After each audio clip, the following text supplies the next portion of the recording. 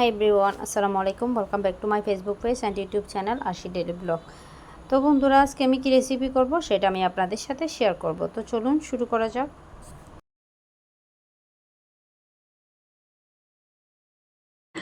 আজকে আমি রান্না করব হচ্ছে গরুর পায়ার যে হাড় আছে ওইগুলাই রান্না করব।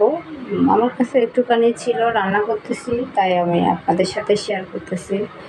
তো এই তো দেখতে পাচ্ছেন, এখানে হচ্ছে আমি চুলায় একটা ফ্রাই প্যান বসাই দিলাম।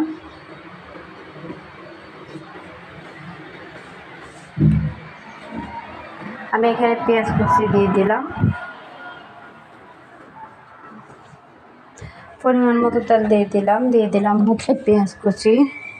তো আমি হচ্ছে এখন পেঁয়াজ বাটা দেব। এখানে আমি 5 চামচ পেঁয়াজ বাটা দেব।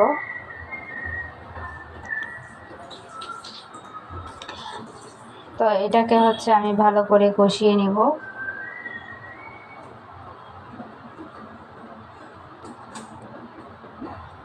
তো বন্ধুরা, যারা আমার চ্যানেলে নতুন, যারা আমার চ্যানেলটা এখনো সাবস্ক্রাইব করে নাই, প্লিজ আমার চ্যানেলটি সাবস্ক্রাইব করে আমার পাশে থাকবেন, পাশে থাকা বেল আইকনটি অন করে দিবেন।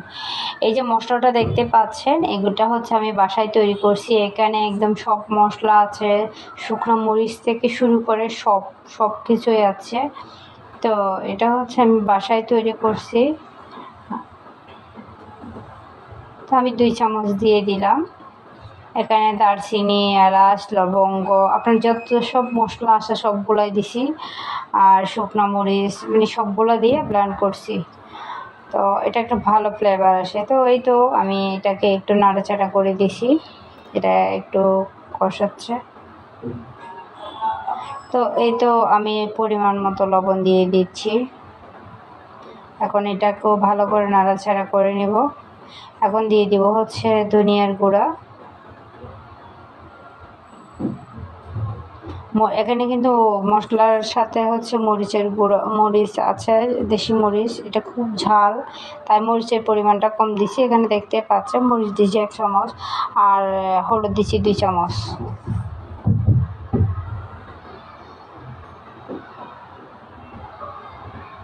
এখন আমি এগুলো দিয়ে দিচ্ছি। এখানে মাংসও আছে, গরুর পায়াও আছে, পায়ার যে হাড় আছে এগুলো।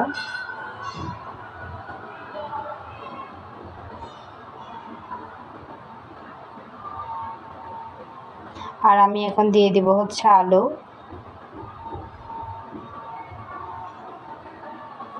এখানে আমি 3-4টা আলু দিয়ে দিছি এবং ঢাকনাটা দিয়ে দিছি। এখন আমি ঢাকনাটা তুললাম। এখন আমি আবার এটাকে নাড়াচাড়া করে দিচ্ছি।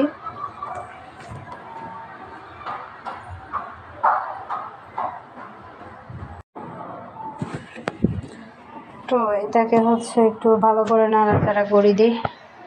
যত বেশি কষাবেন খাইতেও তত বেশি টেস্ট হবে। মাশাআল্লাহ, অনেক সুন্দর একটা কালার চলে আসছে।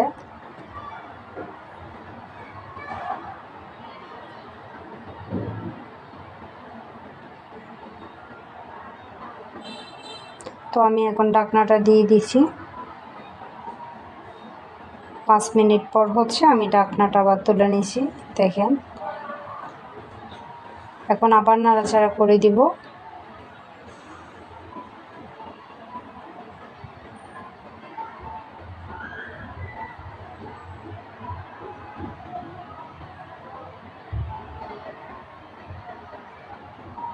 আমি এখনো কোনো পানি দিই নাই, এখান থেকে পানিগুলো বেরোচ্ছে।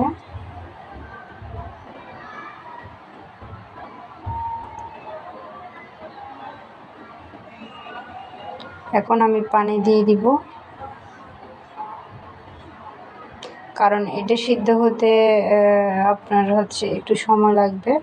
তো এই জন্য হচ্ছে আমি এখানে বেশি করে পানি দিব, আর এটার ঝোলটা খাইতে বেশি মজা।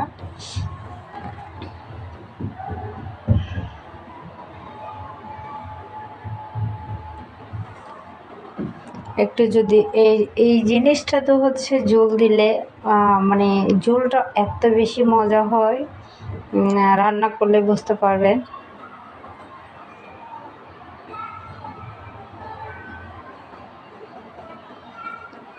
তো আমি একটু নাড়াচাড়া করে দিচ্ছি।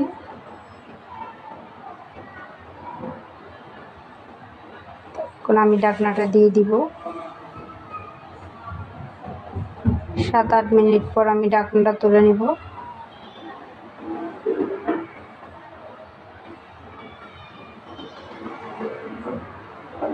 তো দেখতে পাচ্ছেন আমি আবার নাড়াচাড়া করে দিচ্ছি।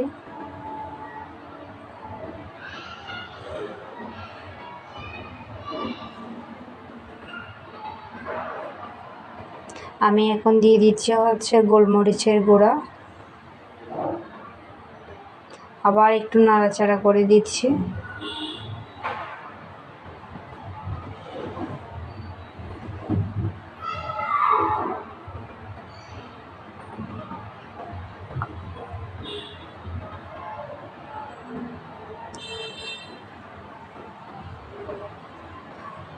আমি এখন একটু লবণ দেখতেছি, লবণের পরিমাণটা কীরকম হয়েছে।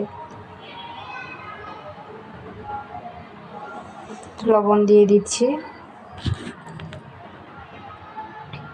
আমি আবার ঢাকনাটা দিয়ে দিচ্ছি। আবার আমি 10-12 মিনিট পর হচ্ছে আমি ঢাকনাটা তুলে নিলাম।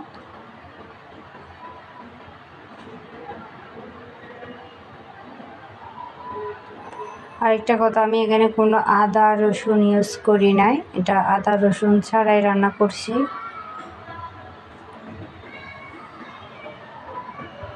তো আমি এখন হচ্ছে এটা নাড়াচাড়া করে দিব।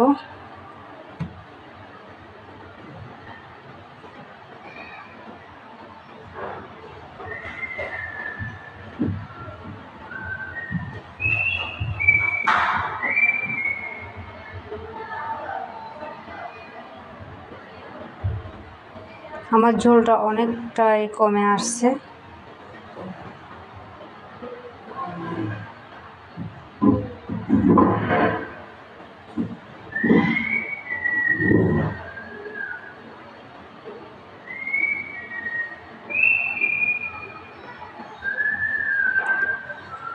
এটাকে আমি বারবার নাড়াচাড়া করে দিচ্ছি।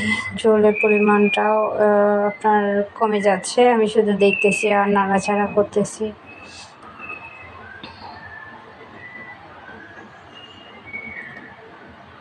তো এটা দেখতে পাচ্ছেন এটা সিদ্ধ হতে আছে। আমি এখন আমার ঢাকনাটা দিয়ে দিলাম।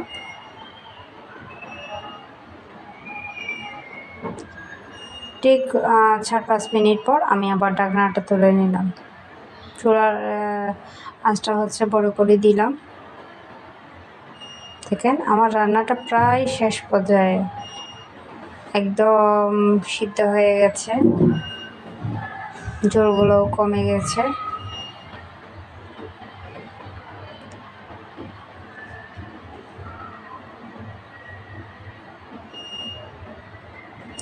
ঢাকনাটা দিয়ে দিলাম। তো এই তো হয়ে গেল আমার রেসিপি। তো বন্ধুরা, আমার রেসিপিটা আপনাদের কাছে কেমন লাগলো অবশ্যই কমেন্ট বক্সে জানাবেন। যদি ভিডিওটা ভালো লাগে অবশ্যই লাইক কমেন্ট শেয়ার করবেন, পাশে থাকা বেল আইকনটি অন করে দিবেন। আর হ্যাঁ বন্ধুরা, অবশ্যই বেশি বেশি করে সাপোর্ট করবেন, আপনাদের সাপোর্ট খুবই প্রয়োজন। আপনারা সাপোর্ট করলে কাজ করার একটা